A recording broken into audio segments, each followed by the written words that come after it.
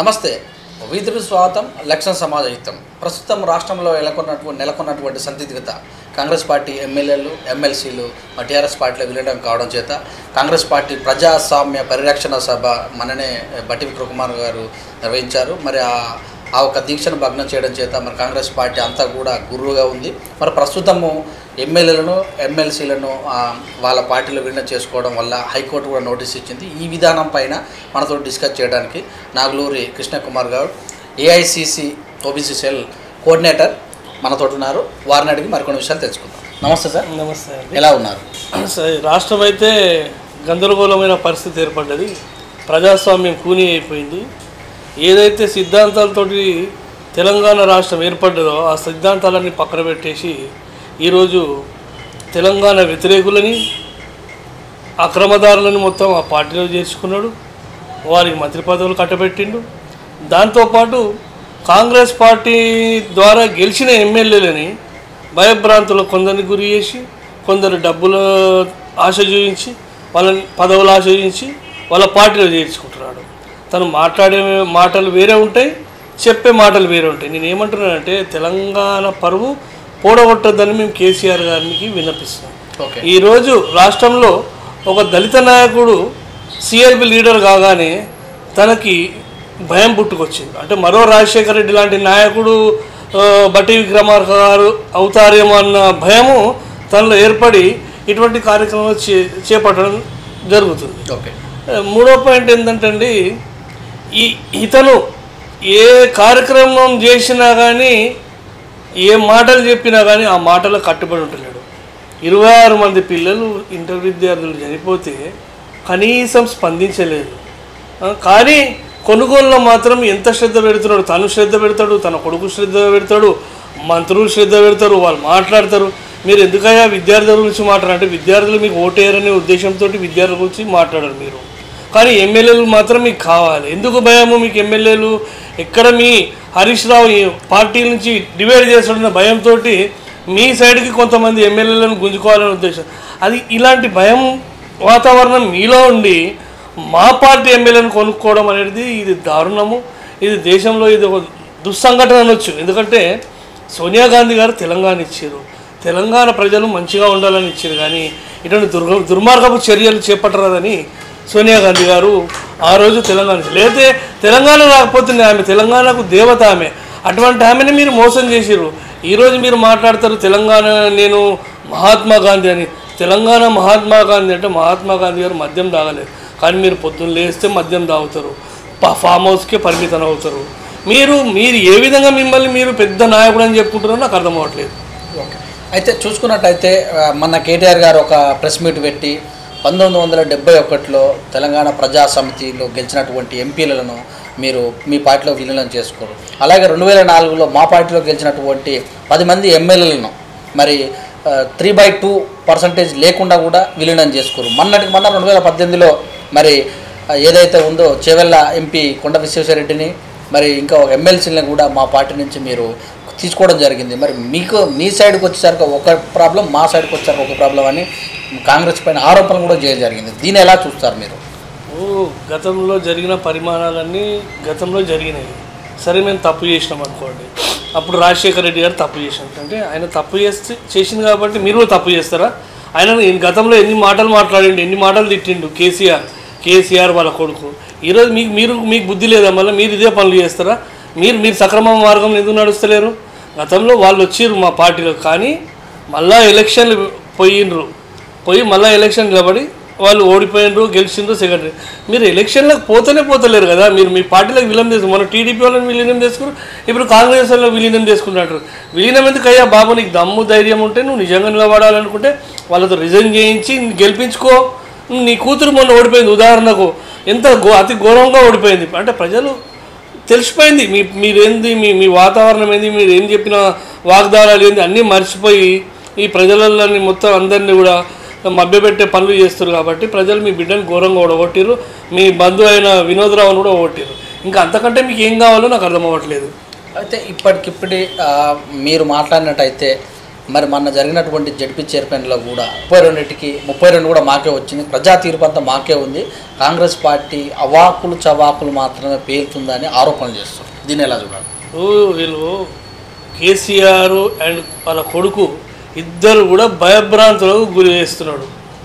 వాళ్ళ కొడుకులు వీళ్ళంతా కలిసి భయభ్రాంతులకు గురి చేసి రాష్ట్రంలో అన్ని ప్రాంతాలలో కూడా అన్ని జిల్లాలలో కూడా అక్కడ నిలబడే అభ్యర్థులను భయపెట్టించేసి వాళ్ళని నిలబడకుండా విత్డ్రా చేసుకోమని ఎలక్షన్ల రోజు మొత్తము వాళ్ళు పోలీసులని మరి ఘోరంగా వాళ్ళ ద్వారా కూడా బెదిరింపులు చేపట్టి వీళ్ళని విత్డ్రా చేసుకునే విధంగా ఓట్లు సరిగా వేయకుండా ఈ విధంగా ఇటువంటి కొన్ని కార్యక్రమాలన్నీ చేసుకుంటూ పోతే న్యాచురల్గా గెలుస్తారు.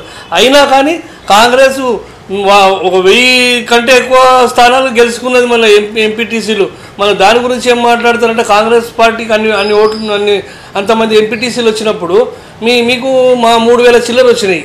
దానికి మాకు అంత పెద్ద తేడా ఏం లేదనిపిస్తుంది మాకైతే మొత్తం మీద. అయితే ఇప్పుడు మన హనుమంతరావు గారు కూడా మాట్లాడుతూ కాంగ్రెస్ పార్టీ నుంచి పోయినటువంటి 12 మంది కూడా పారాచూట్ లాగా వచ్చారు, సూట్ కేసులు ఇవ్వడం వల్లనే ఏదైతే టికెట్లు ఇచ్చారో వాళ్ళు అలా వచ్చారన్నట్టు కూడా బహిరంగంగా మీ యొక్క నిరాహార దీక్షలో మాట్లాడాడు. దీన్ని కూడా అక్కడ వచ్చినటువంటి చాలామంది కుంతియా గారు కూడా కంగు తిన్నారు. మరి ఇలా మాట్లాడడం వల్ల కాంగ్రెస్లో అంటే ఒక సంస్కృతి లేదు అన్నట్టు కూడా చెప్తున్నారు. దీన్ని ఎలా చూడాలి? వి హనుమంతరావు గారు చాలా సీనియర్ నేత, వారి మాటలను నేను ఖండించడం లేదు. కానీ కొన్ని సంఘటనలు జరగవచ్చు. అవి మా పార్టీ టికెట్ తీసుకొని మా పార్టీని మోసం చేసిన నాయకులను తరిమి కొట్టాలి. ఎందుకంటే ఈరోజు వాళ్ళని గెలిపించిన ప్రజలకి వాళ్ళు మోసం చేసినట్టే. వాళ్ళకి ఓటేసి గెలిపించిన ప్రజలు పాపం వాళ్ళు వీళ్ళు టీఆర్ఎస్ వద్దు మా కాంగ్రెస్ కావాలని ఓటేస్తే వాళ్ళు పరోక్షంగా మళ్ళీ టీఆర్ఎస్లో చేరి వీళ్ళందరినీ కూడా మోసం చేశారు. కాబట్టి హనుమంతరావు గారు ఆవేదనతో చెప్పిండొచ్చు. 100% వారి ఆవేదనను నేను అర్థం చేసుకుంటా. కానీ పారాచూట్లో వచ్చిన వాళ్ళంటే దాని గురించి మేము మాట్లాడలేము. నిజంగా మేము సిన్సియర్ కార్యకర్తలము. నేను దాదాపు 28 ఏళ్ళ నుంచి కాంగ్రెస్ పార్టీలో ఉన్న విద్యార్థి దశ నుంచి విద్యార్థి నాయకుడిగా ఉన్న 1999 నుంచి నేను టికెట్ ఆశిస్తూ వస్తున్నాను, సికింద్రాబాద్ టికెట్. అది మా పార్టీ అధిష్టానము వాళ్ళ నిర్ణయానికి మేము కట్టుబడి ఉంటాము, పార్టీ కోసం పనిచేస్తాము. మేము ఒకటే ఏంటంటే మేము మా పార్టీ సిద్ధాంతాలకు మేము లోబడి పనిచేస్తాము. నిజంగా మీరు పార్టీ మారాలనుకుంటే టీఆర్ఎస్ పార్టీ కాకపోతే ఇంకో పార్టీ వచ్చి నిలబడితే బాగుంటుంది.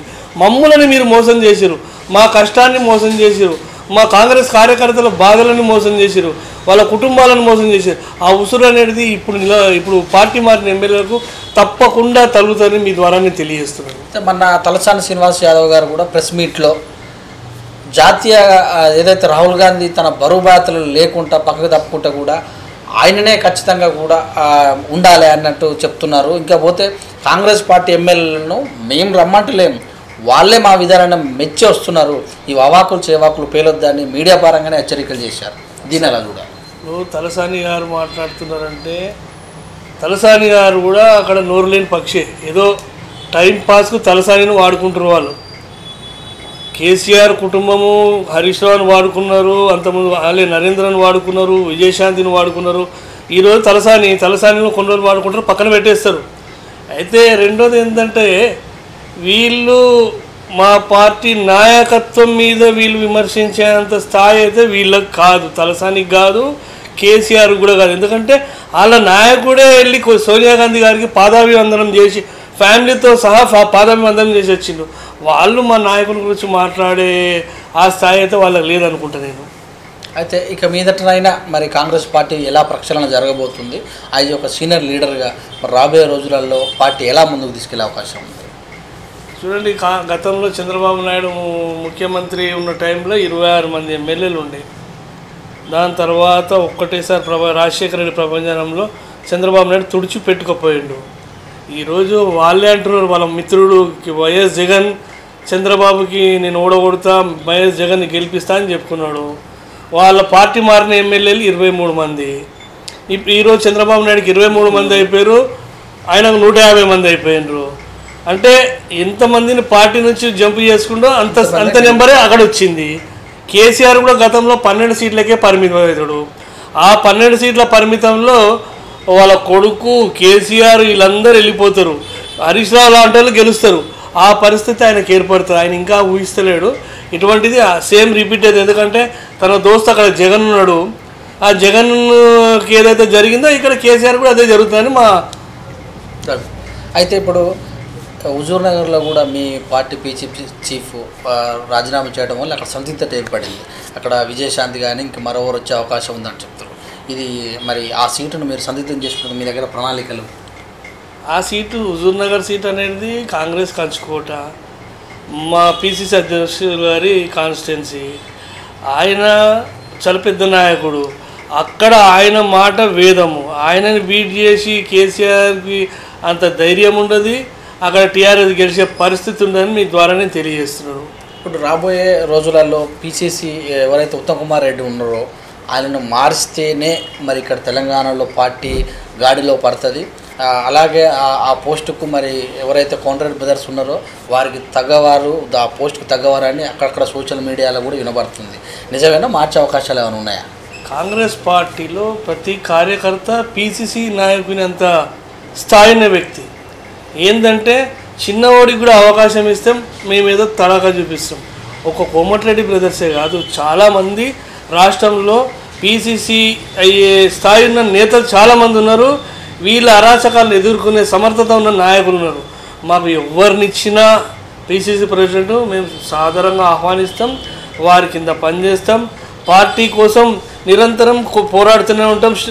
ఈ రాష్ట్రంలో జరుగుతున్న ప్రజలకు జరుగుతున్న అన్యాయాలపై కంపల్సరీ మేము పోరాటం చేసి ఈ తెలంగాణ రాష్ట్ర ప్రజలకు మంచి జరిగే విధంగా మేము వారి వెంబడి ఉంటాం. అయితే మొన్న ఇంతకుముందుకు ఎవరైతే టీఆర్ఎస్ పార్టీకి ఎమ్మెల్సీలు వచ్చారో ముగ్గురు, వారి మీద సస్పెన్షన్ వేట్ వేయడం జరిగింది టీఆర్ఎస్ పార్టీ. మరి అదే మీ పార్టీలోకి, మీ పార్టీ నుంచి వాళ్ళ పార్టీలోకి వెళ్ళిన వారి మీద అలాంటిది లేకుండా విలీనం అనేది సమ్మతి తీసుకొచ్చారు. దీని మీద కాంగ్రెస్ పార్టీ సరైన ప్రణాళిక లేక ముందుకెళ్ళటం లేదు అనే ఒక సమాచారం నిజమేనా? ఆడ స్పీకర్ అనేవాడు సక్రమంగా లేడు. స్పీకర్ అనేటవాడు మన శాసనసభకి ఒక తండ్రి లాంటివాడు. ఆ తండ్రి లాంటివాడు పక్షపాతం వహిస్తే ఇంకా న్యాయం ఎక్కడ జరుగుతుంది? అసలు ఆ స్పీకర్ అనే పదవికి వాళ్ళు అనర్హులు. ఎందుకంటే మేము చెప్తున్నా, నేను ఒక అడ్వకేట్గా, నేను ఒక న్యాయవాదిగా చెప్తున్నా, ఏదైనా కోర్టులో కేసు వస్తే ఇద్దరి వాదనలు విన్న తర్వాతనే జడ్జి గారు జడ్జిమెంట్ ఇస్తారు. ఇక్కడ ఇద్దరు వాదనలు వినకముందే తను జడ్జిమెంట్ ఇచ్చేస్తుంది. ఎందుకంటే తను కేసీఆర్ డైరెక్షన్లో పనిచేస్తున్నాడు. కేసీఆర్ అంటే భయము, ఒక నియంతృత్వము, ఒక రౌడీయిజము, ఒక గూండాయిజము, ఒకడు దోపిడీయిజము. గతంలో ఆయన చేసినవి ఎన్నో పాపాలున్నాయి. ఆయన చేసే పాస్పోర్ట్ బ్రోకర్ దందా కాడికించి 500 దొంగ నోట్ల రూపాయల స్కామ్ వరకు కూడా అవన్నీ చేసినోడు. కాబట్టి ఆ కేసీఆర్కి అవే అలవాటు ప్రకారం అవే దుర్బుద్ధితోటి వీళ్ళందరినీ కూడా భయభ్రాంతులకు గురి చేస్తున్నారు. కాబట్టి వీళ్ళందరూ కూడా ఆయన చేతి కింద ఒక అనామకులుగా జీవిస్తున్నారు. ఇటువంటి వ్యవస్థకి ఇంకా స్వస్తి పలకాలే. ఈరోజు మన రాష్ట్రంలో తెలంగాణ ప్రజలకు శాశ్వతంగా మంచి జరగాలని కోరుతున్నాను. మరి రాబోయే రోజులలో ఇప్పటికే ఉన్నటువంటి ఎమ్మెల్యేలు అయితేనే పెద్ద క్యాండిడేట్లు అందరూ కూడా గొంపగుత్తగా టీఆర్ఎస్ పార్టీకి వెళ్ళబడడం జరిగింది. మరి ఉన్నటువంటి కార్యకర్తలకు కాంగ్రెస్ పార్టీ గురించి ప్రాణాలు ఇచ్చేటట్టు కార్యకర్తలకు మీలాంటి వాళ్ళు ఎలాంటి సందేశాలు ఇస్తుంటారు? ఒకటి గుర్తుపెట్టుకోండి, ఈరోజు బీజేపీ కేంద్రంలో వచ్చింది, రాష్ట్రంలో టీఆర్ఎస్ ప్రభుత్వం వచ్చింది. అది వచ్చినంత మాత్రాన కాంగ్రెస్ పార్టీకి భయం అనేది లేదు. కార్యకర్తలు, ఓటర్లు కాంగ్రెస్ పార్టీకి ఎప్పటికీ చెక్కు చెదరని విధంగానే ఉన్నారు. వీళ్ళు మొన్న చేసిన అరాచకాల వల్లనే వాళ్ళు గెలిచిండ్రు. డబ్బు పంపిణీ అతి భయంకరంగా చేసిండ్రు. కొన్ని ప్రాంతాలలో ఓటర్లను బెదిరించిండ్రు. దానివల్లనే వీళ్ళకి ఈ విజయం చేకూరింది. కానీ లేకపోతే వీళ్ళంతా సునాయాసంగా విజయం అనేది వాళ్ళ వరించేది కాదు. అది ఇప్పుడు ప్రజలందరూ తెలుసుకుంటున్నారు. ఎందుకంటే వీళ్ళంతా ఈయన ఉత్తుత్తి ముఖ్యమంత్రి లెక్క అయిపోయిండు, ఉత్త వాగ్దానాల ముఖ్యమంత్రి. ఏ రోజు కూడా ప్రజల కోసం పనిచేసే ముఖ్యమంత్రి కాదు, ఫామ్ హౌస్ ముఖ్యమంత్రి, కొడుకు తిరుగుబోతు అయిపోయిండు. కాబట్టి ప్రజలందరూ ఈరోజు తెలుసుకున్నారు. మొన్న ఉదాహరణ మీరు చూసిండ్రు ఎంపీ ఎలక్షన్ ఎలా, వారికి అంతకంటే ఉదాహరణ మేము ఇంకేం చెప్పలేము. Thank you sir. చక్కటి మీ యొక్క ఏదైతే టీఆర్ఎస్ పార్టీ విలీనం చేసుకుందో ఆ ఒక్క అంశం మీద చక్కగా మీరు విశ్లేషణ చేశారు. ఇలాంటి విశ్లేషణల కార్యక్రమంతో మళ్ళీ మీ ముందుకు వస్తూ వీటిని ధన్యవాదాలు. Thank you sir, thank you very much.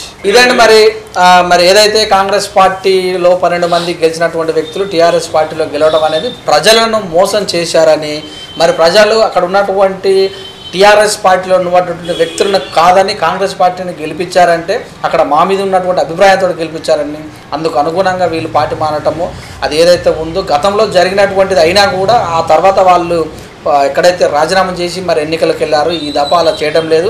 పోయినసారి కూడా వేరే పార్టీలకు గెలిచిన వాళ్ళకి మినిస్టర్ ఇవ్వడం జరిగింది. ఇది అప్రజాస్వామ్యం. మరి అక్కడ బీజేపీ ఉన్నా ఇక్కడ టీఆర్ఎస్ ఉన్నా కాంగ్రెస్ కార్యకర్తలు ఎక్కడ చెక్కు చెదరు.